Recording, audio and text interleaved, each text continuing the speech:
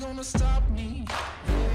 Nothing's gonna bring me down. No, you gotta step on some heads when you reach for the crown.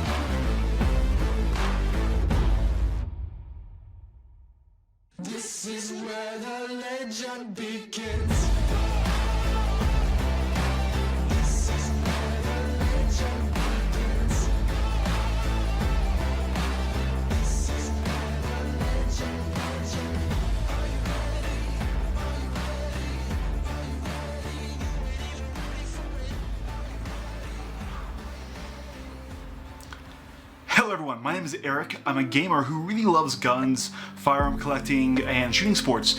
And in today's video, I want to continue a series where we go over popular video games and the guns that they choose to feature in those games, why they were chosen, the historical context behind these guns, the lives that these guns have lived, and why they're interesting. We also want to go over some real world experience with the guns, and why, to a civilian who has the right, why you would want to own one of these, what practical use cases these firearms can have in your life, and why you might want to buy them for reasons other than, oh, I know it from that really cool video game.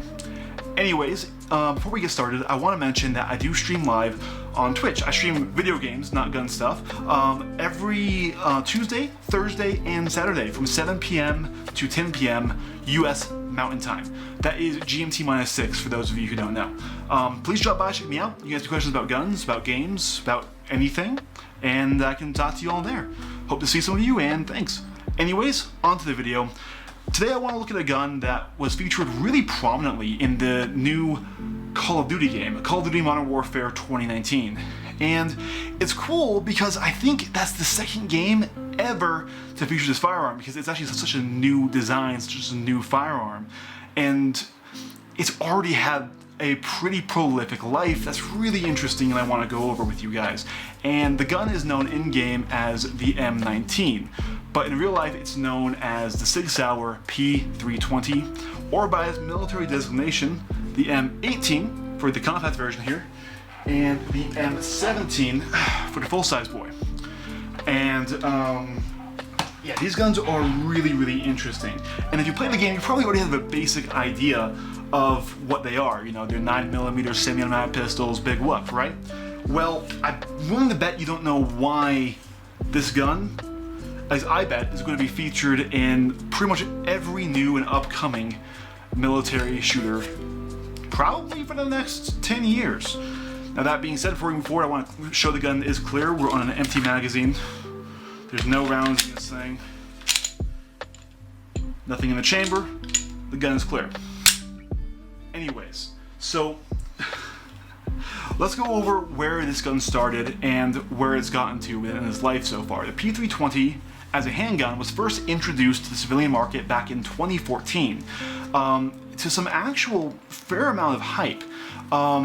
It is a design derivative, or really a design improvement over an earlier Sig Sauer pistol known as the Sig P250. The P250 didn't do very well at all. In fact, most people consider it to be a failure. Not because it's a bad gun, or it's unreliable, or it's not accurate, but because of a peculiar design choice around the firing mechanism. The P250 was a hammer-fired pistol that could only be fired in double action, meaning you pull the trigger and the hammer comes back and then drops all in one trigger pull. There was no single action on this trigger, and it had other weird oddities that just made it not very pleasant to the shooter.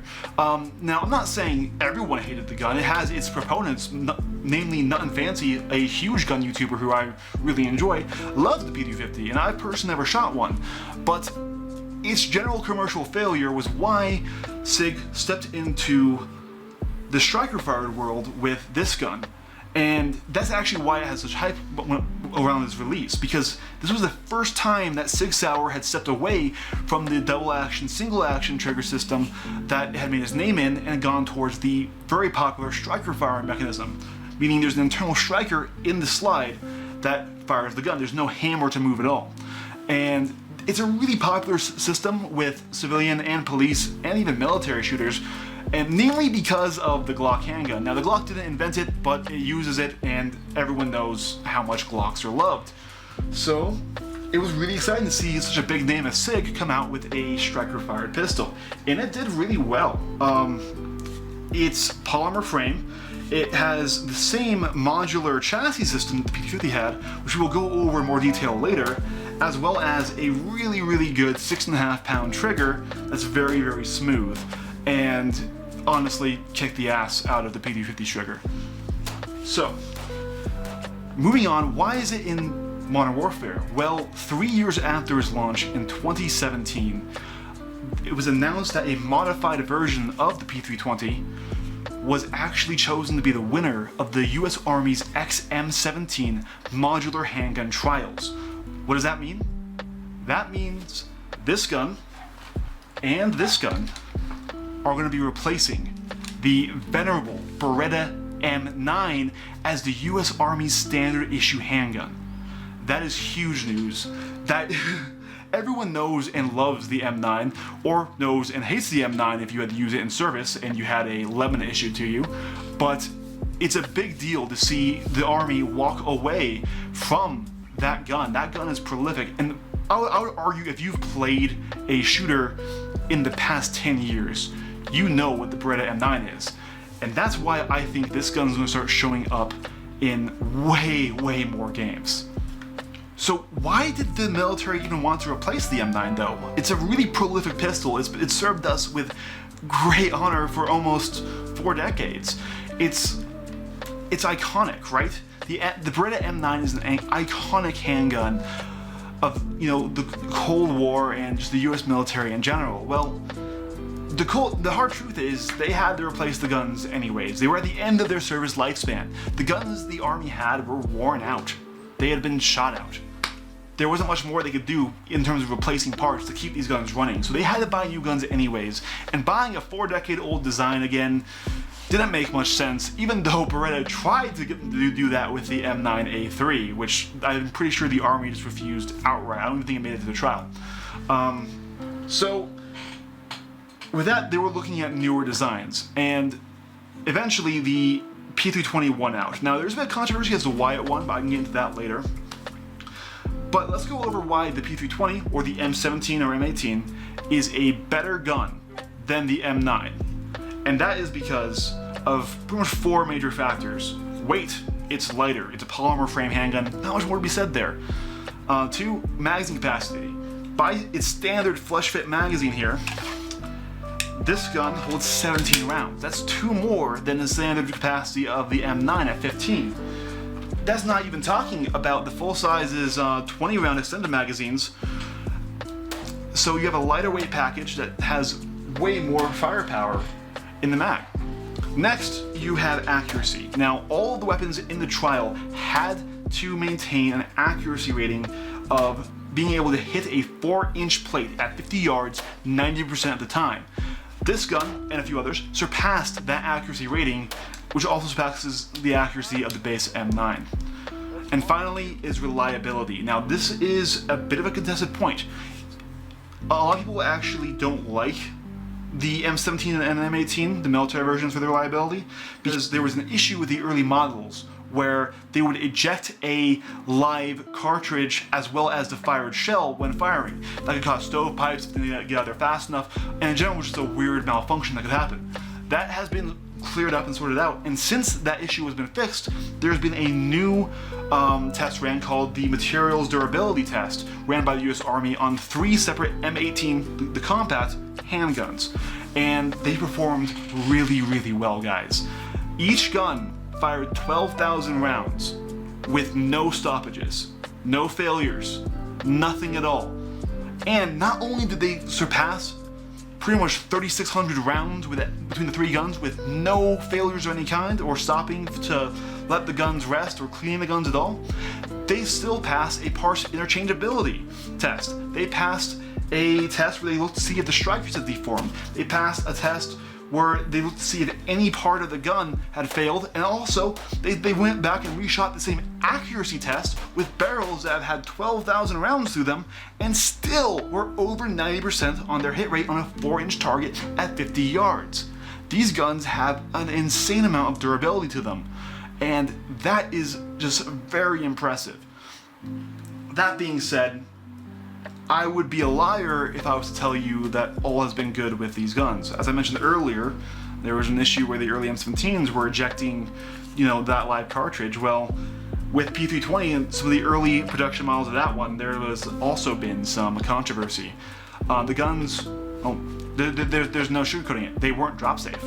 When dropped at a negative 33-degree angle, essentially right here on the back of the gun, if there was a cartridge in the chamber, there was enough inertia to get the trigger to depress just enough to get the striker block out of the way and the gun to discharge. It was a massive issue, and Sig kind of didn't handle it very well. They first denied it, then they said, oh, it's real and it's a voluntary upgrade. They didn't actually do a mandatory recall.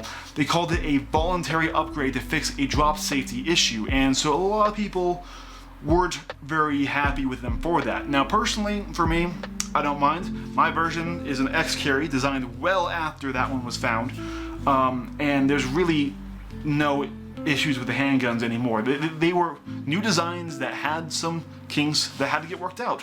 But now that these guns have had their kinks worked out, they are phenomenal pistols.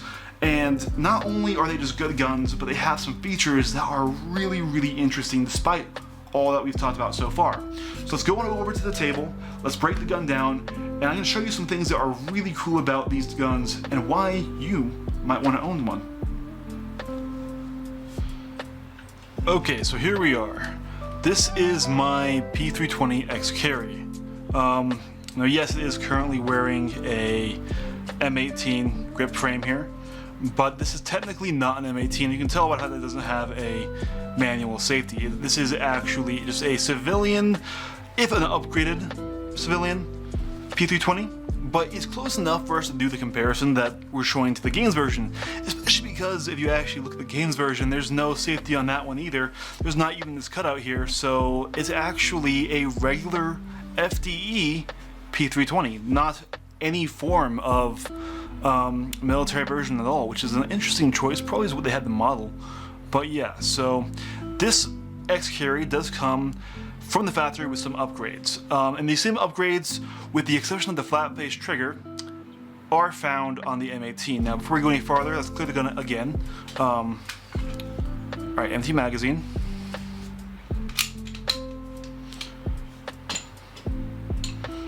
Nothing in the chamber. Alright, gun is clear. But yeah, so first off, let's go over with the sights. These are Sig Sauer X-Ray 3 night sights, and they are phenomenal with one exception. It's a nice sight picture, but I don't like these ears here. On either side of the gun, there's these ears, and I just feel they don't need to be there. I understand that this whole rear sight assembly is part of this plate that I'll talk about in a sec here, but especially if you compare it to another pistol like the M9 or the Glock, it takes up a lot of space over your target that doesn't need to have those ears the way they are. So personally, that's really the only gripe I have with the sights though. The night sights are phenomenal. Inside each one of those posts, there's a tritium vial. So there's 3 tritium vials in here. So at night, these glow very nicely. You can pick them out. In fact, you can even locate the gun by the glow of the night sights. They're that distinctive at night. I really do like it. They are accurate and phenomenal, and they pick up really quick on the range. Next is the trigger. The trigger is a very good trigger. So now this one is a upgraded one for the X series, the flat face trigger, but it's still just great. It's a 6.5 pound pull, and essentially it's take up, then a flat wall right here. So essentially the trigger's gonna break once it passes 90 degrees. Like that. And it is a very repeatable trigger. The reset's nice and affirmative. It kicks your finger back out there. It's not quite as aggressive as a Glock, but it still pushes your finger out. It wants to go and reset, which means you can fire the gun quickly, very easily. And all in all, it is a really good trigger. I'm really happy with this trigger in there. But now, this plate here, you see how this is a different color than the rest of the slide? This whole plate can actually be removed. There are 2 screws on the inside of the slide that can remove the rear sight as well as this plate here. And that is a pre-cut spot for an optic. Now on this X Carry, This is technically an outdated pistol that they aren't producing anymore, which is a shame. I love this gun. This is cut for a Sig Romeo 1 optic. Now on the X Compact, which is still in production, this is a little bit shorter up front here, it's cut for a liable Delta Point Pro, which is also what the military M19 and M19 are cut for. Come on, focus. Stay on the gun. There we go. Sorry, the autofocus doesn't like it when there's not a face here. But yeah, so let's go ahead and break the gun down, because I want to talk about probably the feature that is the most interesting for this entire pistol line here, and it's why I think this gun is so good for a civilian to use. So take down the pistol, you lock the slide back, and then you go to this lever here. This is the takedown lever, and you can't take this down if there's a mag in. It won't move. The lever won't go past a certain point. All right, with that now, we take this, and we can take the slide off of the pistol. Here we take a look at the recoil assembly, which is a two-stage recoil assembly with two different springs. One is heavier and one's lighter. It's supposed to actually ease on up the recoil and make the gun smoother. Honestly, it's a 9mm, so there's not much recoil anyways, but it's still a cool idea. Then we have our barrel, which is carbon steel and nitrided, so very weather resistant, and nitriding is a great coating. It's starting to make its way in the rifle barrels and things as well. But yeah, that's our 9x19 barrel right there.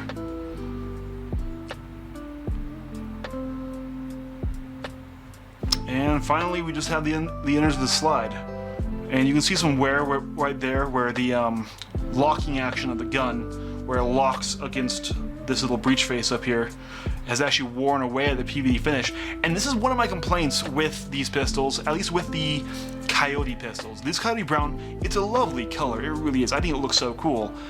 But the finish leaves a lot to be desired. As you can see, there's Mars there from a holster, and right there, got a nice scratch right there.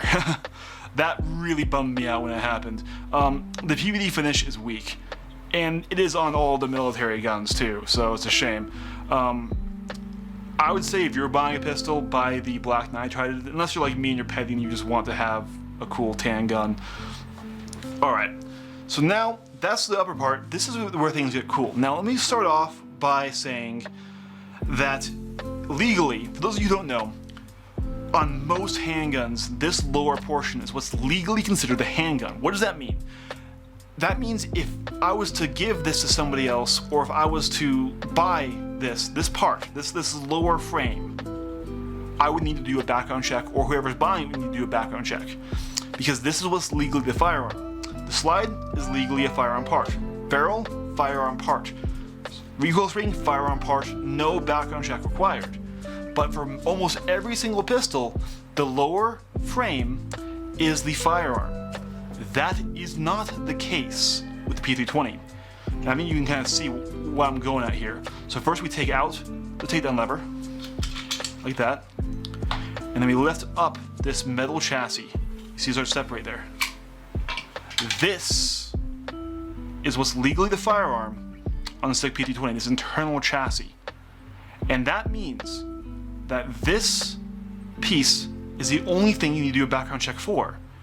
And so you can buy as many of these as you want for $50 and no background check. This is one of the only pistols where you can change the frame size without buying another pistol and doing a background check. So right here I have an X compact frame. It's a smaller version of the X Carry. As you can see, it's cut earlier up there, and it's shorter down here. So it turns it from essentially a full-size gun to a Glock 19 compact size gun.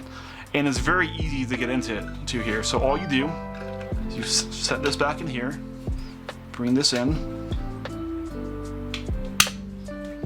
okay, and then you take your takedown lever, put this back in. Come on. Sometimes it doesn't want to go all the way. There we go.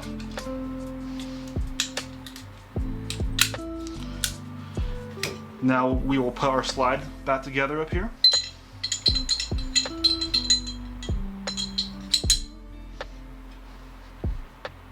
Now, one thing that's important in pistols is you see how there are these flat faces. So it's rounded and flat. The flat faces need to be on the side, and they need to be straight. Otherwise, the pistol won't come back together. So right here, this is something that so many new owners of the 320 mess up. They're like, why can't I put my gun back together? It's because that right there isn't straight. So I think we got it this time.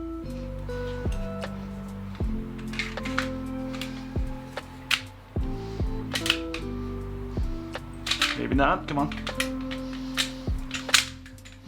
Here we go. And now we have a compact size. This gun is small enough that we could easily conceal carry it.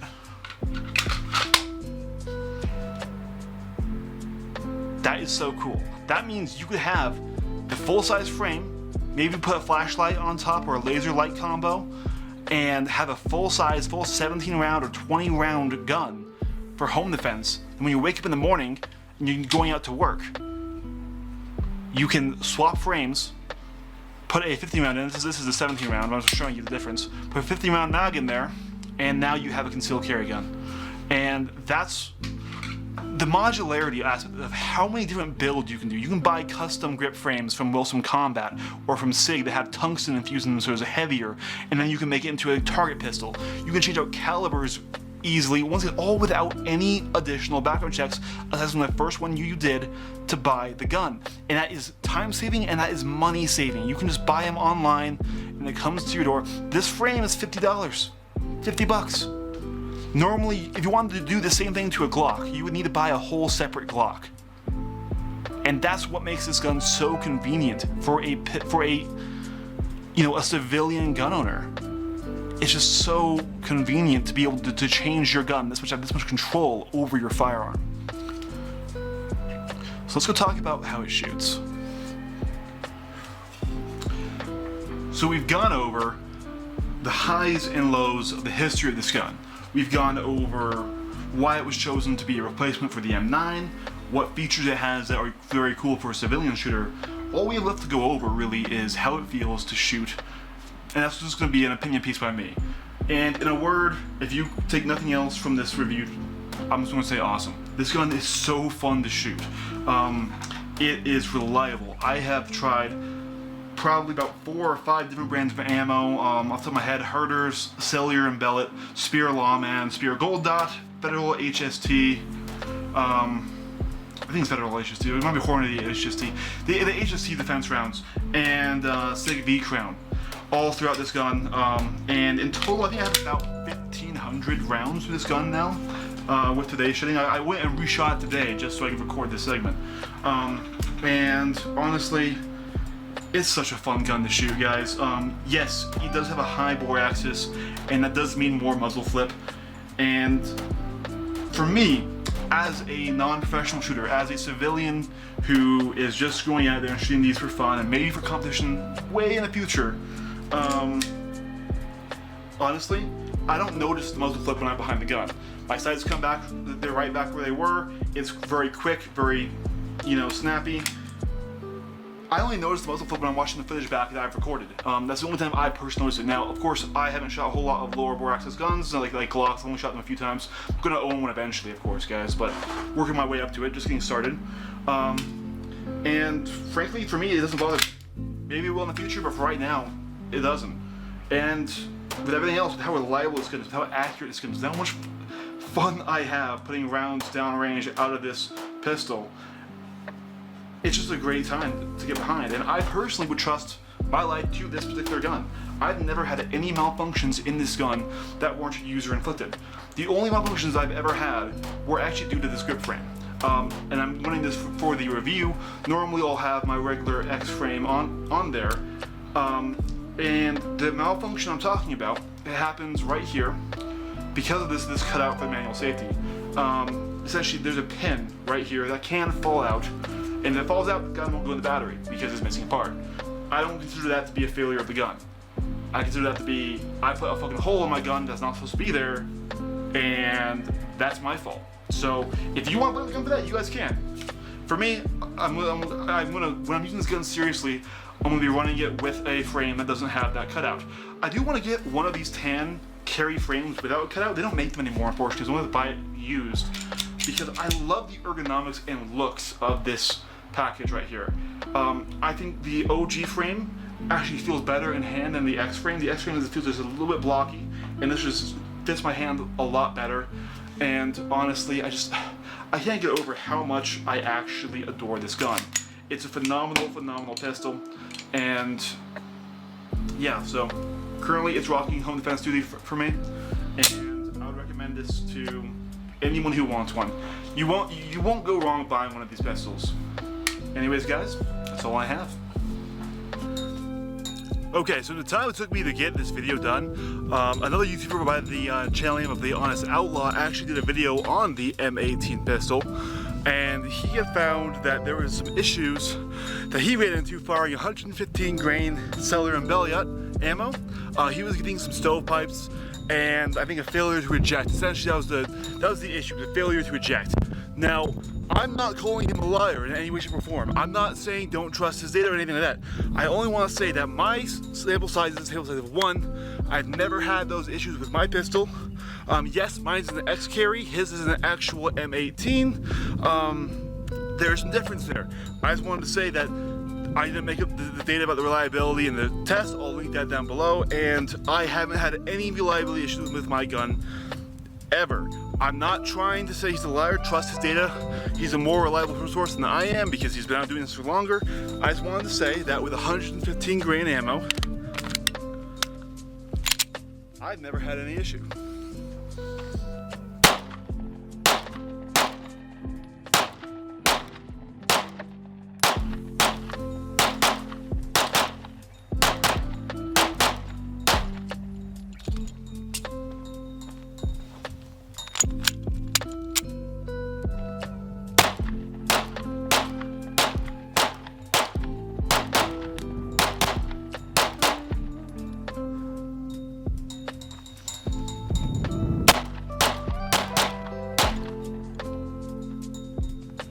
Locked back just fine.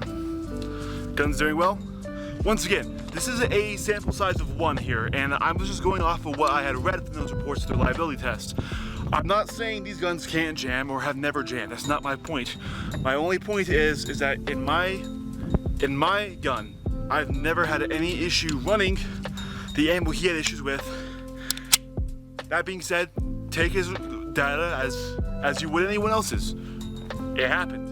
I'm not saying he's a liar at all. Anyways, just wanted to address that. Thanks for watching, guys. Really, if you liked the video, thank you guys so much. This was my first video ever on YouTube. I'm planning on making more. Let me know how I can improve and how I can better serve you. Anyways, peace.